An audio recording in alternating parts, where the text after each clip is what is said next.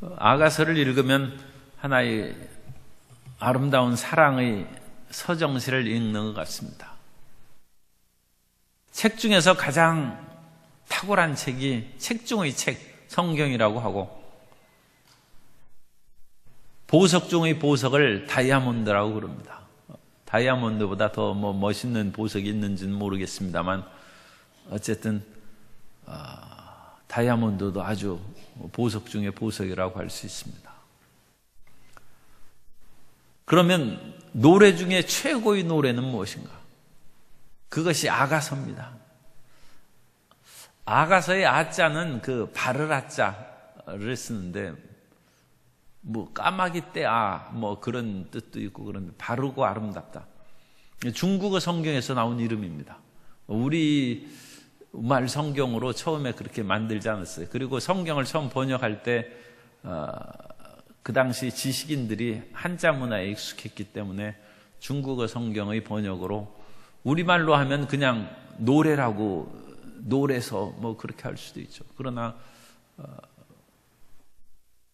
그 당시 한글을 쓰는 것보다는 한자를 쓰는 것을 더 존경스러운 것으로 여기던 시대였기 때문에 중국어 성경의 아가를 그대로 본따서 썼습니다. 그러나 히브리 성경은 그 쉬르 하쉬림이라고 되어 있습니다. 쉬르란 것은 노래란 뜻입니다. 쉬림은 복수형이에요. 노래들이라는 거예요. 그래서 노래들 중의 노래, 노래 중에 노래 중에서 가장 아름다운 노래가 이 아가서다. 그래서 원래 이름은 노래 중의 노래입니다. 그런데 이 노래 중의 노래를 솔로몬이 썼다, 그렇게 전통적으로 생각하기 때문에 솔로몬의 아가, 솔로몬의 노래죠. Song of Solomon. 영어 성경에는 Song of Songs, 노래들 중의 노래라는 이름이 정식 명칭이고, 또 어느 영어 성경에는 Song of Solomon, 솔로몬의 노래, 그렇게도 이제 번역한 것이 있습니다. 그래서 오늘 우리가 가장 아름다운 노래를 이제 부르는 것이고 살펴보는데, 세상에서 가장 아름다운 노래는 무슨 노래겠습니까? 사랑의 노래. 다 아는 얘기지만 또 이제 막상 물으니까 무엇이 사랑밖에는 우리가 노래할 것이 사실 없어요. 그러니까 이 사람이 가장 그 마음에 파고드는 것은 사랑의 노래입니다. 그래서 아가서는 사랑의 노래입니다. 이 저자는 이제 솔로몬이고, 형식은 그 사랑의 노래라고 했으니까 그 아름다운 서정시로서 희곡의 대화 형식을 띠고 있습니다. 그래서 여기에서는 솔로몬과 술람미 여인의 대화뿐만 아니라 코러스가 있어요. 여자들이 합창단의 그런 노래가 이 속에 들어가 있습니다. 그래서 이 대화를 우리가 읽고 이해하는데 좀 해석하는데 어려워요. 그래서 우리말 성경에서도 그것이 선명하게 구분을 안 해서 번역을 했어요. 그래서 이게 무슨 말이 엇갈리고, 나라고 했다가 갑자기 우로 바뀌고, 그것은 합창단이 부르는 거예요, 코러스. 그래서 나의 사랑하는 자가 어디 있는가? 우리 그 베들레헴이나 할렐루야 예루살렘 찬양 내가 할 때 한 사람이 독창으로 소프라노가 하면 거기에서 이제 합창단원이 함께 그 코러스로 그렇게 쫙 나가지 않습니까? 그리고 그 가운데에서 혼자 부를 때 또 같은 단원이 한꺼번에 불어서 그 마치 합창의 그 속에서 또 뛰어난 목소리로 부르는 그런 그 우리 찬양을 그 종종 듣지 않습니까? 그런 형식이 이 사랑의 노래에 있어요. 그러니까 그 노래가 섞여 있는 것이죠. 그래서 이게 술람미 여인의 그 노랫소리인지 합창단의 노랫소리인지 우리 성경에서는 그게 선명하게 드러나지 않아서 헷갈리는 거예요. 그래서 이런 사랑의 노래 형식으로 되어 있고, 그런 사랑의 노래는 고대 근동에 있는 그런 남녀 간의 사랑 또는 어떤 축제 때의 그런 노래를 모아서 부르는 것이 아닌가, 그렇게 이제 현대의 그런 학자들은 해석을 합니다만 꼭 그런 것은 아닙니다. 아가서는 남녀 간의 사랑의 그런 단순한 노래를 넘어서서 하나님께서 우리에게 주시는 사랑의 노래고 이것은 성경입니다. 정경이죠. 그렇기 때문에 그 기원에 대해서는 어떤 희곡 형식의 그런 연극에서 나오던 노래였든지 아니면 남녀간의 사랑의 그런 축제의 노래에서 그런 형식이 나왔든지 간에 불문하고 정경으로 채택된 이것은 결국 그리스도와 신자 간의 사랑을 상징하는 그 노래입니다. 그것을 예를 들면 벽돌이나 콘크리트로 집을 졌어요. 그러면 그것은 벽돌입니까? 콘크리트입니까? 그게 아니죠. 집이죠. 그리고 더군다나 그것은 우리의 집이 단순한 집이 아니라 우리의 가정입니다. 홈 스위트 홈 하는 사랑의 터전이지 우리가 뭐하러 벽돌 위에 누워 있어요? 그거 아니죠. 아파트 지어놓으면 그건 콘크리트 위에 누워 있는 것이죠. 그러나 콘크리트 위에 누워 있다고 그와 같이 만든 재료로 삭막하게 얘기하면 그 인생이 얼마나 메마릅니까? 그건 우리의 가정에 누워 있는 것이죠. 그런 것처럼 이 노래 형식이 고대 세계의 그런 남녀의 사랑의 그런 그 노래에서 따온 것이라든지 또는 그런 것들이 모여서 형성된 것은 재료를 말하는 것이고 결국은 이것은 그것을 통해서 교회와 그리스도와의 그런 사랑, 성도들과 하나님과의 그런 사랑을 상징하는 그런 의미로 승화된 것입니다. 우리 사람은 흙으로 만들었지만 흙이 아니죠. 내가 이게 흙이다. 그건 우리가 비관스러울 때나 그냥 조금 하는 얘기고 우리 몸이고 하나님의 생기가 들어가서는 우리의 사랑스러운 몸이지 그게 어찌 흙덩입니까? 그렇게 이제 비하할 필요가 없는 것이죠. 그래서 이 노래 형식이나 고대 세계에서의 이런 많은 문학적 형식의 유사성이 성경과 다른 문헌 사이에 있습니다. 그러나 그런 유사성, 문헌의 유사성들을 가지고 공부하는 사람들, 젊은 그런 신학도라든지 그런 사람들이 크게 당황하거나 낭패감을 가질 필요는 없어요. 인간은 인간의 문화 속에서 더 하나님의 위대한 역사가 기술된 것이고 그것이 만들어져 선포된 것입니다. 그 언어를 초월한 그런 얘기를 우리는 이해할 수 없죠. 세 번째, 본문 내용의 이해. 그러면 첫째는 사랑의 만남이다. 그래서 아가서는 여인들이 이제 만나는 사랑은 이제 만남으로 이제 시작하는 것이죠. 그래서 아가서 1장 7절 이하에 보면 내 마음으로 사랑하는 자야 내가 양치는 곳과 정오에 쉬게 하는 곳을 내게 말하라. 내가 내 친구 양떼 곁에서 어찌 얼굴을 가린 자같이 되랴. 여인 중에 어여쁜 자야 내가 알지 못하겠거든. 양떼의 발자취를 따라 목자들이 장막 곁에서 너희 염소 새끼를 먹일지니라. 유목민적인 그런 배경을 가지고 있는 노래임을 알 수 있죠. 일종의 야곱과 라헬의 만남을 그렇게 생각할 수도 있어요. 그래서 라헬을 어디에서 만납니까? 양떼 가운데 만나요. 거기서 염소 새끼 먹이고 있는 것이죠. 그래서 그 당시에 그런 삶의 정황과 어울러 야곱과 라헬의 만남처럼 처음 만남을 이제 거기에서 볼 수 있는 것이고, 이런 만남은 이스라엘 또는 팔레스타인 지역에서는 늦은 비가 이제 내리면서 봄이 시작됩니다. 그러니까 이른 비는 가을에 내리는 비고, 가을에 이른 비가 내리면 파종을 하고 그 파종한 것들이 겨울을 지나서 늦은 비가 내림으로 이제 자라나고 성숙하는 것이죠. 세상에 봄처럼 또 사람에게 희망과 아름다움을 주는 것이 없습니다. 그런데 이 봄은 사랑을 여기에서 상징하는 것이죠. 봄이 찾아온 것처럼 사람의 마음에 사랑이 찾아온다. 만일 이 세상에서 사랑은 눈물의 씨앗이라고 해서 안 좋게 하는 면이 있지만 자녀들이 사랑의 마음이 안 들으면 그것처럼 또 큰 병 없어요. 때가 되면 사랑을 해야지 사랑의 마음이 없이 삭막하게 그렇게 산다. 이 이팔 청춘이 지났는데도 그냥 소가 닭 보듯이 아무 감정이 일어나지 않는다. 이거 큰 병이죠. 가시울타리를 넘어서도, 구중궁궐의 높은 담장을 넘어서도 사랑은 찾아온다는 그런 말이 있습니다. 그것은 봄이 모든 산천을 뛰어넘어서 차가운 대지에 찾아오듯이 사람의 마음에는 그와 같이 사랑이 찾아온 것입니다. 그것을 우리가 올바르게 사랑하고 승화시켜서 발전시켜 나아가는 것이 중요한 것이지, 사랑이 없는 것은 삭막한 인생입니다. 그래서 아가서 2장 10절 이하에 보면, 나의 사랑하는 자가 내게 말하여 이르기를, 나의 사랑 내 어여쁜 자야, 일어나서 함께 가자.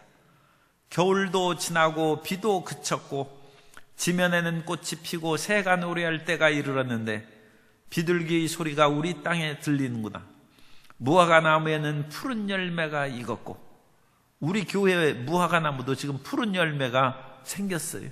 그거 가서 보시면 압니다. 푸른 열매가 익었고, 그 무화과 나무는 싹이 나면서 열매가 같이 생겨요. 조그맣게. 포도나무는 꽃이 피워 향기를 토하는구나. 나의 사랑 나의 어여쁜 자야, 일어나서 함께 가자.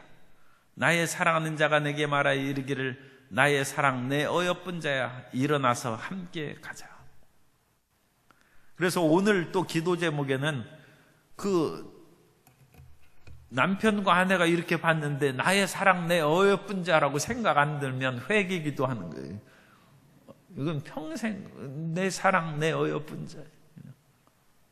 그래야지. 옛날엔 어여쁘더만 지금은 이제 별볼 없네. 그렇게 하면 그것은 자기 마음이 변해서 그래요.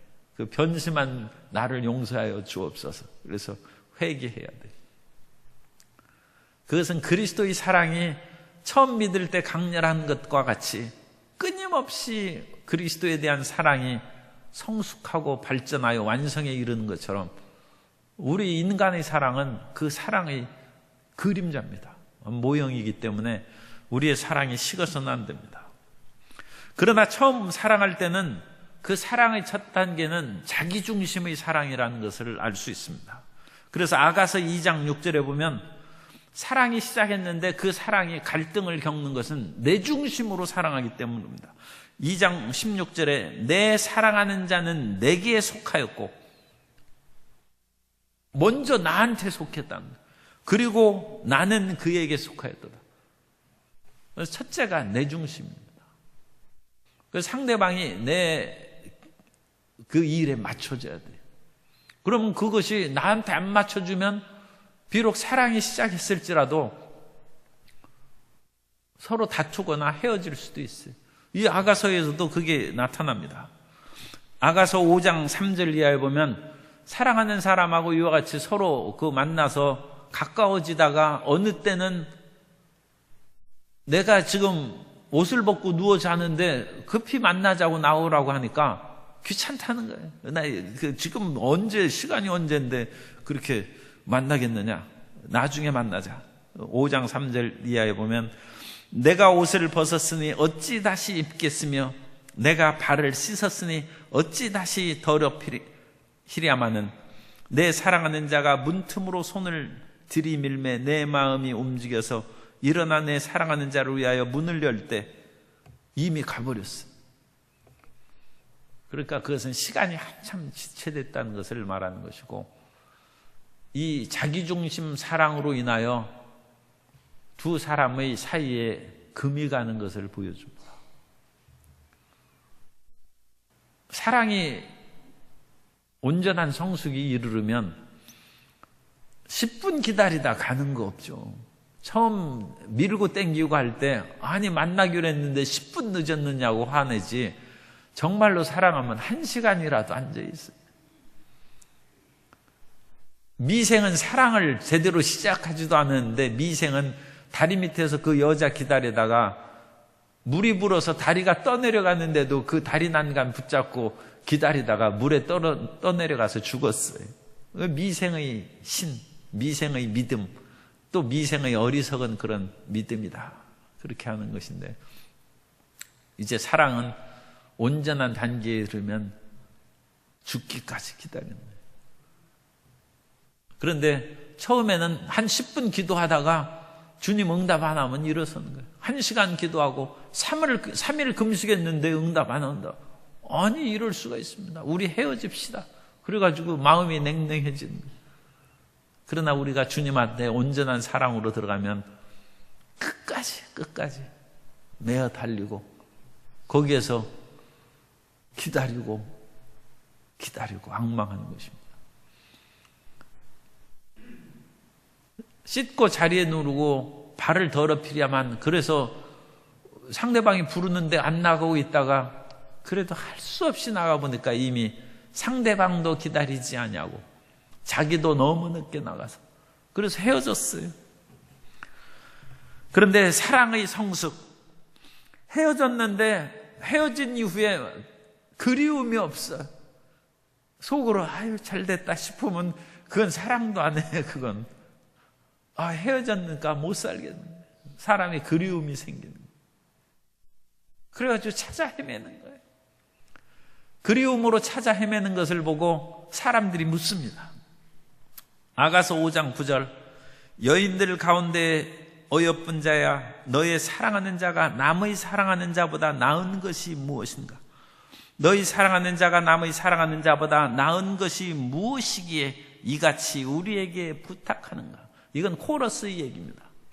다른 사람들이 그렇게 옆에서 합창으로 부르는, 당신이 사랑하는 자가 다른 사람들보다 무엇이 더 낫기에 그렇게 찾아 헤매고 울고불고 하느냐? 옛날 사랑에 빠진 자녀들 보고 어머니가 얘기하는 것이죠. 그 사람이 무엇이 좋기에 이와 같이 넋을 잃고 있느냐? 그러다가 심하면 이제 그냥 보따리 싸고 나가는 것이죠. 묻는 것입니다. 이 코러스의 합창단이 그 사랑이 무엇이기에 그렇게 잊지 못하고 그리워하느냐? 그것이 갈등으로 헤어진 사랑을 다시금 이어주는 연결고리입니다. 이게 중요한 단계예요. 우리가 예수님을 좀 믿다가 흔들거리고 나간 후에 그리스도에 대한 그리움이 우리 마음 가운데 사무치지 않으면 세상의 쾌락이라든지 자기 중심으로 사는, 그래 예수님 믿고 내가 헌신하고 봉사하는 것보다 내 맘대로 내 인생 살아야지, 그렇게 끊어버리면 그리움이 없는 것이죠. 그럼 끊어지는 것입니다. 그러나 그래 차라리 내가 종이 되자. 그래서 그 사랑의 노예라고 그러지 않습니까? 왜 그래 쫓아다니고 발이 부르더라도 그 사람을 만나기까지는 내 마음에 평안이 없고 기쁨이 없는 것입니다. 그러다가 결국은 이제 아가서 6장 3절, 나는 내 사랑하는 자에게 속하였고 내 사랑하는 자는 내게 속하였으며, 이것이 그 2장 16절하고 6장 3절이 이 두 문장이 완전히 뒤바뀐 거예요. 처음에는 사랑이 내게 속하였다는 내 중심인데 6장 3절은 이 사랑의 갈등을 겪은 후에는 나는 그 사람에게 속했다는 거예요. 이제 나는 없고 나는 그 사람의 종이라는 거예요.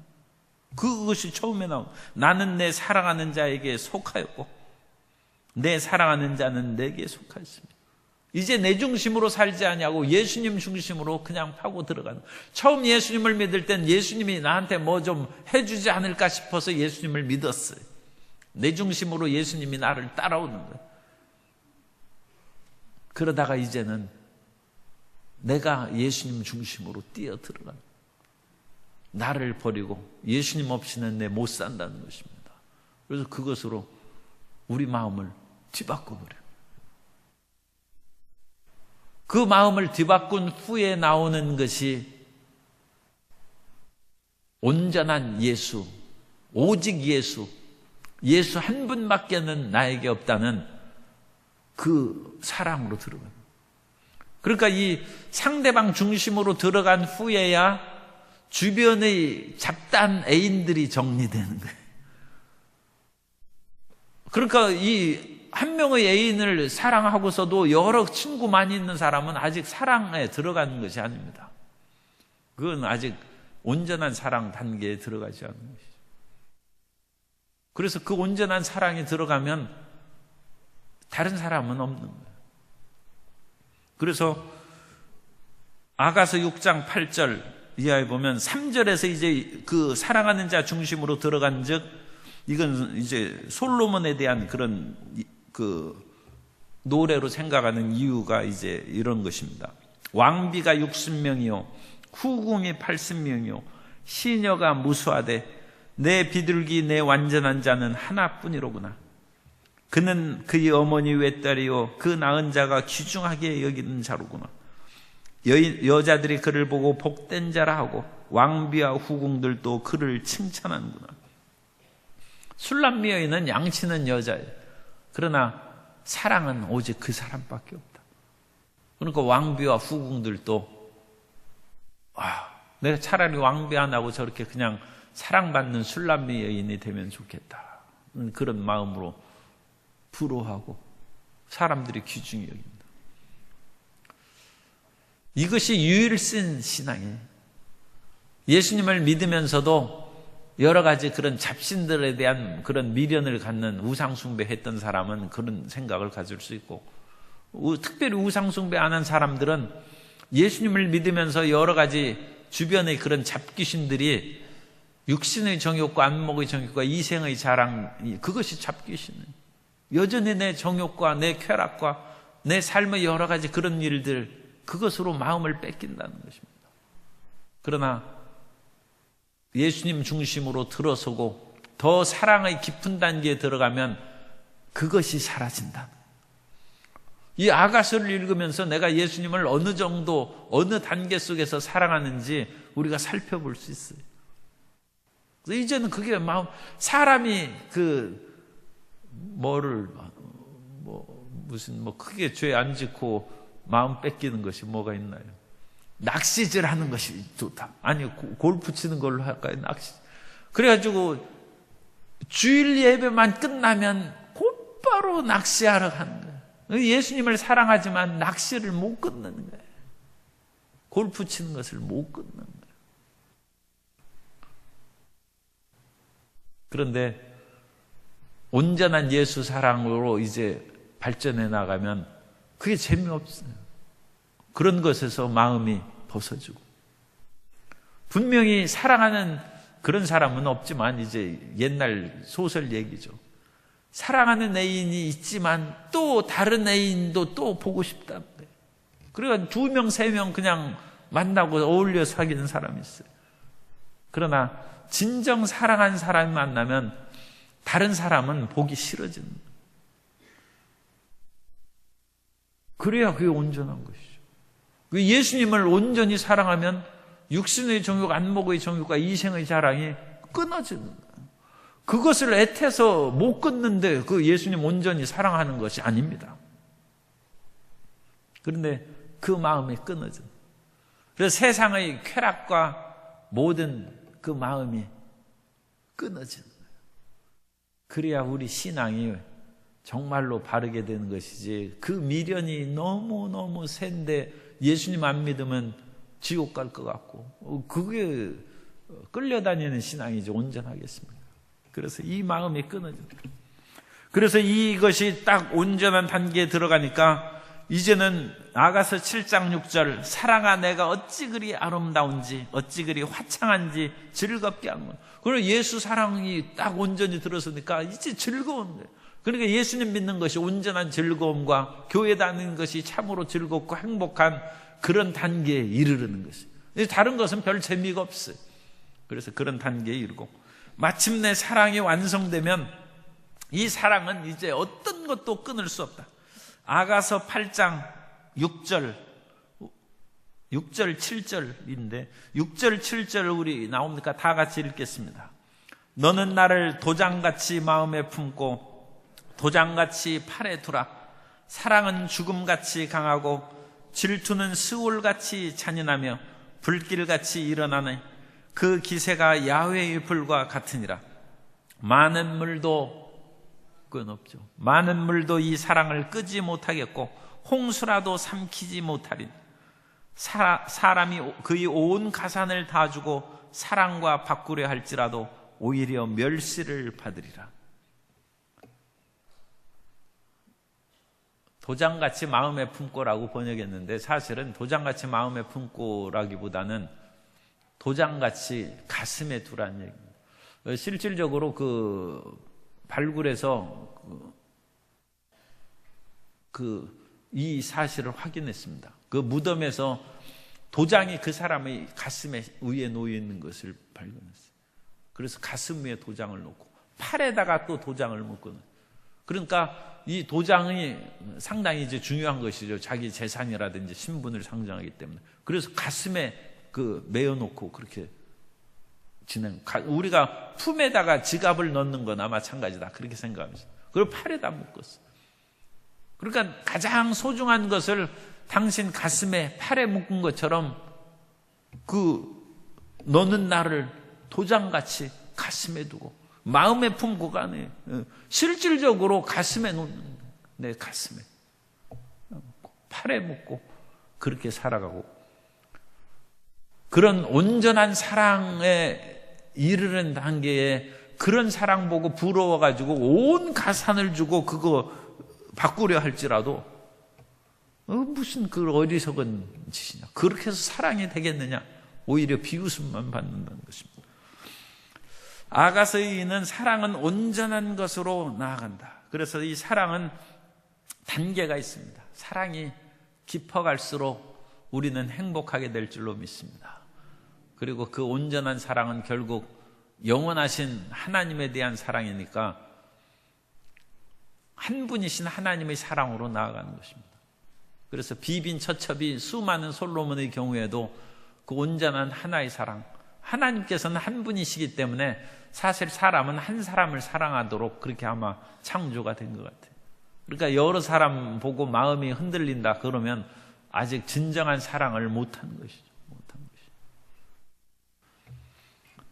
그리고 남녀 간의 사랑은 하나님 사랑의 그림자다. 그러니까 남녀 간의 사랑이 헤어졌다고 해가지고 울고불고 할 거 없어요. 그건 그림자 보고 우는 거예요. 그 그림자의 육체를 가졌으니까 우리는 그 육체를 가진 사랑을 통해서 영적인 사랑의 실상을 깨달으라는 것이죠. 깨달으라는 것이죠. 그러니까 그것이 하나님의 뜻인데 그 그림자처럼 사라지고 흙으로 돌아가는 육체의 사랑을 울고불고 못 잊어서 그거 어쩌자는 것입니다. 결국 흙으로 돌아가는 것이죠. 우리 기독교에서는 그렇게 얘기 안 합니다만 이제 저 다른 종교에서는 어떤 사람이 그렇게 남녀 간의 사랑에 빠졌어. 그러자 그 사람 데리고 무덤의 해골에 있는 데로 데려가요. 네 사랑한 사람이 몇십 년만 지나면 이렇게 되는데 뭐가 그렇게 좋다고 그렇게 사랑하고 못 잊어 하느냐. 그래서 그 사람을 훈계했다는 그런 얘기가 있습니다. 육체의 사랑은 그림자입니다. 그것을 통하여 영원한 사랑을 우리가 깨달아야 됩니다. 아가서의 사랑은 어찌됐든 그리스도와 그 신부 간의 사랑을 예표하는 것입니다. 그래서 우리는 예수님 사랑도 사람의 남녀 간의 사랑에도 단계가 있듯이 죽고 못 사는 단계에 들어야 그게 사랑 아닙니까? 예수님 죽고 못 사는 사랑으로 깊이 들어가는 성도 여러분 되시기를 주님 이름으로 축복합니다.